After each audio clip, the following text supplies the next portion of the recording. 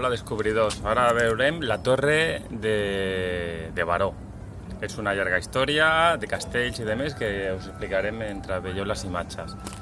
I nosaltres hem vingut perquè amb el 48 hores open house, però estava desmarcat, però de totes maneres cada dia fan visites guiades cada hora, i, o sigui, a l'hora en punt hi ha 2 quarts, és a dir, que si no veniu és perquè no voleu, perquè les vistes són espectaculars, no la podeu perdre. Un dia xulo com avui, vamos, és que es veu tot, des de Montserrat i el Pirineu fins al mar.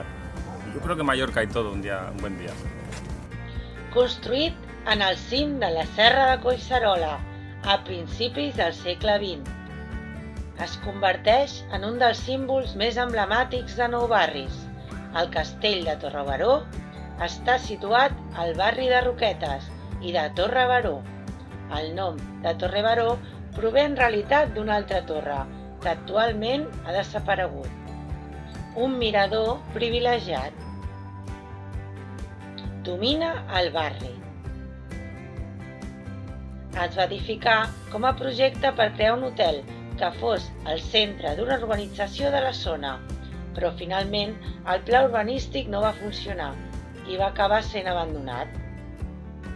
Finalment, el 1989, el castell va ser restaurat i declarat Patrimoni Històric per l'Ajuntament de Barcelona.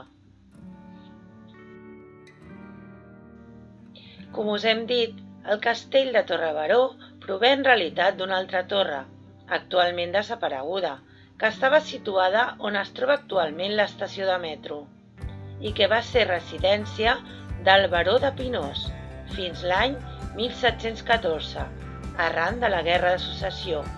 Amb aquesta guerra va ser destruït.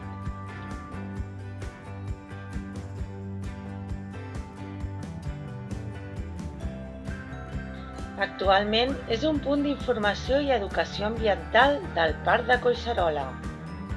Iba iniciada Ciudad Meridiana era derecho un cementerio, pero había demasiada humedad, entonces han desistido.